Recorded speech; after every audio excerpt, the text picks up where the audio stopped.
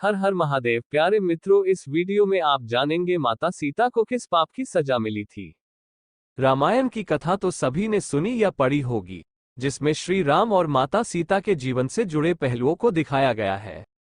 उन्हीं में से एक कहानी में बताया गया है कि कैसे मर्यादा पुरुषोत्तम राम अपनी पत्नी सीता को एक धोबी की बातों में आकर अयोध्या छोड़कर जाने को कह दिया था।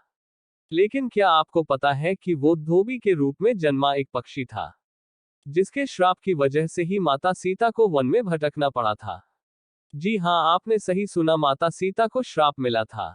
आज हम आपको बताएंगे कि देवी सीता को किस पाप की सजा मिली, जो उन्हें वन वन भटकना पड़ा। मित्रों, अगर आप हमारे चैनल में नई हो तो चैनल को सब्सक्राइब कर लेना, ताकि नई वीडियो का नोटिफिकेशन मिल सके। मिथिला नगरी में जनक राजवंश राज करता था। उन्हीं में से एक राजा सिरध्वज थे। एक बार यज्ञ के लिए वो जमीन जोत रहे थे। उसी समय वहां से एक छोटी कन्या निकलती है।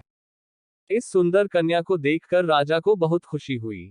उन्होंने उस कन्या को अपनी पुत्री बना लिया।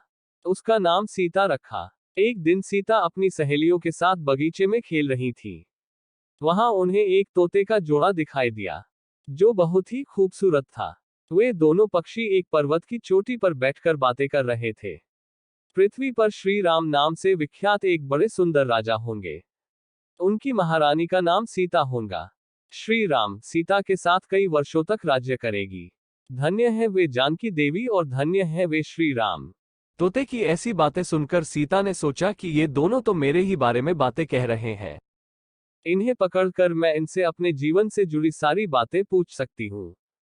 इसीलिए उन्होंने अपनी सहेलियों से उन दोनों पक्षियों को पकड़कर लाने को कहा। उनकी सहेलियां उस पर्वत पर गईं और दोनों पक्षियों को पकड़कर ले आईं। माता सीता उन पक्षियों से कहती हैं कि तुम दोनों बहुत सुंदर हो, देखो, डरो नहीं, मैं तुम्हें कोई नुकसान नहीं पहुंचाऊंगी। तुम बस मुझे ये बताओ कि तुम कौन हो और कहां से आए हो। राम कौन है और सीता कौन है, तुम्हें उनके बारे में कैसे पता है। माता सीता के पूछने पर दोनों पक्षी बताते हैं कि एक बहुत विख्यात महर्षि वाल्मीकि है। हम दोनों उन्हीं के आश्रम में रहते हैं। महर्षि ने रामायण नाम का एक ग्रंथ लिखा है। उन्होंने सीता को यह भी बताया कि इस ग्रंथ में महर्षि वाल्मीकि ने बताया है कि महर्षि ऋष्यशृंग के द्वारा किए गए पुत्रेष्टि यज्ञ से प्रसन्न होकर भगवान विष्णु, राम, लक्ष्मण, भरत और शत्रुघ्न, ये चार मानव शरीर धारण कर पृथ्वी पर जन्म लेंगे। बड़े होने पर श्री राम महर्षि विश्वामित्र और अपने छोटे भाई लक्ष्मण के साथ हाथ में धनुष लिए मिथिला आएंगे और शिव जी के धनुष को तोड़कर सीता से विवाह करेंगे। फिर उस पक्षी के जोड़े ने कहा, हे सुंदरी, हमने तुम्हें सब कुछ बता दिया। अब हमें छोड़ दो, हम जाना चाहते हैं। पक्षियों की बातें सुनकर माता सीता के मन में और भी बातें जानने की इच्छा हुई। उन्होंने उन दोनों से पूछा कि राम कहाँ होंगे, वे किसके पुत्र हैं, कैसे वो मिथिला आकर जानकी से विवाह करेंगे। नर तोता बोला कि श्री रामचंद्र का मुख कमल के समान सुंदर, नेत्र बड़े बड़े और खिले हुए, नासिका ऊंची, पतली भुजाएं घुटनों तक, गला शंख के समान होगा। मैं उनका क्या वर्णन करूं, जिनके गुणों का बखान 100 मुख वाला भी नहीं कर सकता। दोनों पक्षी कहते हैं कि जानकी देवी धन्य है, जो जल्द ही रघुनाथ जी की पत्नी बनकर उनके साथ कई वर्ष तक राज करेगी। लेकिन तुम कौन हो। पक्षियों की बातें सुनकर सीता ने कहा कि जिसे तुम लोग जानकी कह रहे हो, वो मैं ही हूं।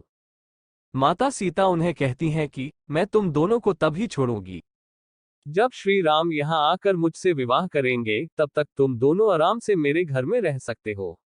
ये सुनकर मादा तोता जानकी से कहती कि हम वन के पक्षी हैं, हमें घर में सुख नहीं मिलेगा। मैं गर्भवती हूँ, मुझे जाने दो, मैं अपने स्थान पर जाकर बच्चे पैदा करूंगी। आप चाहें तो उसके बाद फिर से यहाँ आ जाऊंगी। उसके कहने पर भी सीता जी ने उसे नहीं छोड़ा। तब उसके पति यानी नर तोते ने कहा, सीता, मेरी पत्नी को छोड़ दो, वो गर्भवती है। जब ये बच्चों को जन्म दे देगी, तब उसे लेकर मैं फिर तुम्हारे पास आ जाऊंगा। तब माता सीता ने कहा, तुम आराम से जा सकते हो, लेकिन ये मुझे बहुत पसंद है। तुम घबराओ नहीं, मैं इसकी अच्छे से देखभाल करूंगी।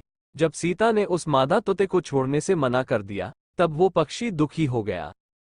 पक्षी दोबारा सीता जी से निवेदन करता है कि मैं अपनी पत्नी के बिना जिंदा नहीं रह सकता, इसलिए इसे छोड़ दो, माता सीता। तुम बहुत अच्छी हो, मेरी प्रार्थना मान लो। इस तरह उसने बहुत समझाया, लेकिन सीता ने उसकी पत्नी को नहीं छोड़ा। तब मादा पक्षी ने क्रोध में सीता को श्राप दिया कि जिस प्रकार तू मुझे इस समय अपने पति से अलग कर रही है, वैसे ही तुझे भी स्वयं गर्भवती की अवस्था में श्री राम से अलग होना पड़ेगा। कुछ दिन बाद पति से बिछड़ने के दुख में मादा पक्षी के प्राण निकल गए।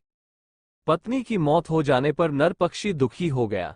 फिर वो सीता जी से बोला कि मैं मनुष्यों से भरी श्री राम की नगरी अयोध्या में जन्म लूंगा। मेरे ही कारण तुम्हें पति के वियोग का दुख उठाना पड़ेगा। ये कहकर वो वहां से उड़ जाता है। कुछ साल बाद उसका जन्म अयोध्या में धोबी के घर हुआ। उस धोबी के कारण ही सीता जी का अपमान हुआ। उन्हें अपने पति श्री राम से अलग होना पड़ा। उस तोते का श्राप ही सीता जी के पति श्री राम से बिछड़ने का कारण बना। इसीलिए जब माता सीता गर्भवती थी तो उन्हें भी पति से दूर वन में रहना पड़ता है। आपने अक्सर लोगों को कहते सुना होगा कि हमें हमारे कर्मों का फल हमें यहीं मिलता है। इस कहानी से ये बात सिद्ध भी हो जाती है कि कर्म के फल से कोई भी नहीं बच सकता, फिर चाहे वो भगवान राम हो या सीता, सभी को अपने कर्मों को फल भोगना पड़ता है।